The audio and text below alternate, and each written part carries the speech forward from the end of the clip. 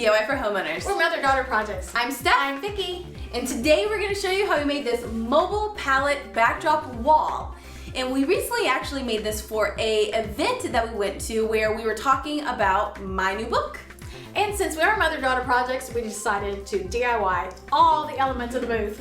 And we'll be sharing some more of those elements in the future. And at first we thought, is this something we even need to share with our audience because we make DIY projects for homeowners? But then we realized this is something that you could use inside your home, and we'll give you some of those ideas at the end of the video.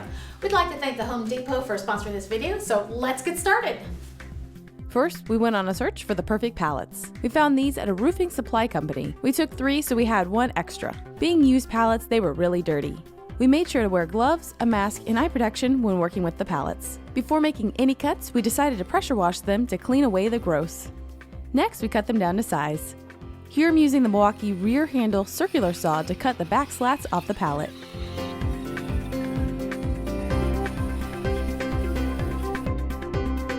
Now I'm using a reciprocating saw to cut through nails holding the slats in place. The reason I cut the slats first was to give me more room to get the reciprocating saw blade in place. Lastly, I cut the pallets down as they were longer than I envisioned. We're going to be using 2x4s to support the 2 pallets, and here I'm cutting 45-degree angles for the support.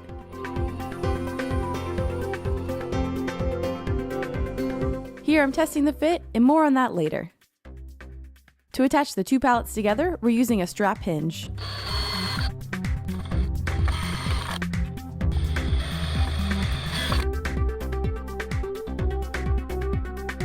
Then we folded and tested it out. It worked! Mom stained the whole pallet and sealed it with a matte polyurethane. Next, it was time to secure the top and bottom pieces together. We tried 3 different locks here. This was our first try. You can see it had a little bit more give on the top than we wanted. This is the lock which we ultimately went with, and it only had a very slight give. If you have any other ideas on how to secure these together, let us know in the comments below. Now, on to the 2x4 support.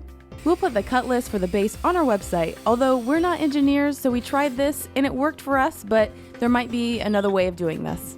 We clamped a 2x4 to the pallet and drilled a pilot hole. And we're securing the 2x4s with nuts and bolts to make this removable.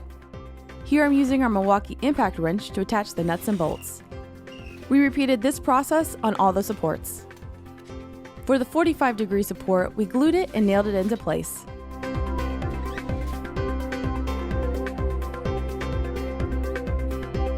We added another 2x4 on the back, and then we laid it down and added casters.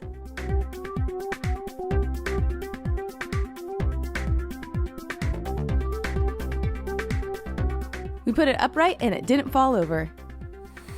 Next, we're making the front poster holder. We're actually using large paint sticks for part of this, as they were the exact thickness we needed. I cut them to size and tested their placement. Here you can see we're going to glue the paint sticks to another piece of wood, which allows a small gap for the poster to slide into. We glued with hot glue construction adhesive, which has a stronger bond than general hot glue. Now we're adding purely decorative elements with hex bolts. Again, we're using the Milwaukee impact wrench to attach them. Now we are placing the poster frame with glue and clamping it into place. We raised the pallet and are going to use a few 18-gauge brad nails through the back. We put the poster in place to check the placement for the top holder. Then we repeated the same process with more brad nails.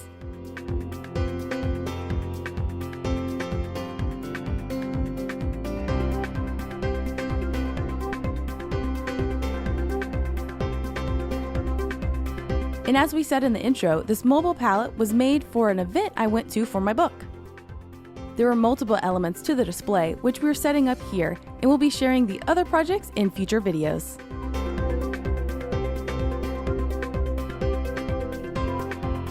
What we learned. When I was designing the idea for this project, I realized there's a ton of different palettes out there. So my original idea was different from this, but when I found this palette, I realized this is exactly what I wanted, but it's already made in the form that I needed. So if you're looking to make a palette project, keep looking because there's a lot of different palettes out there. But if you take the palette from behind a business, ask the business first, because the first place we went to, those pallets were not free. So we left those and we found one that was free, and they were happy for us to take them. Now, you saw in the video where we built the back support. Now, what you didn't see is we added a piece of wood back there, and we did that because we thought, oh, that's a perfect place for storage. So when we had the booth, we stored books and extra things back there, but now we store all the elements that actually went into our booth. We added these poster frames so we could put a poster in here, and now you see we've added a new poster in here. But you can actually leave those off if you just wanted the regular look of the pallet. But you could cut a piece of wood this same size. You could paint it with whiteboard paint or chalkboard paint, and you have a command center. And speaking of that, there's all kinds of things you could do with this. You could use it as a room divider. You could use it as a seasonal decor display. You could use it as a party, and around back you could put a cooler. You can use it year round to put it in the corner and hide all that stuff you don't want people to see. I'm excited to share that my memoir, Discovering My Scars, is now available on ebook and audiobook, and it will be in bookstores everywhere in January. So if you like palette projects like us, please give us a big thumbs up on this project, and we'll see you next time. Bye. Bye.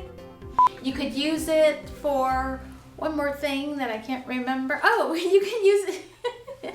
We have a lot of palette projects we've done in the past. You might like this one right here where we use palette to make a headboard. Or this one where we use pallet and metal pipe to make a shelf. And Mom wanted me to show you this. This is my popsicle stick version of the palette that we just showed you. Sometimes you just need to work in 3D. That's how we make our scale models. Who needs SketchUp?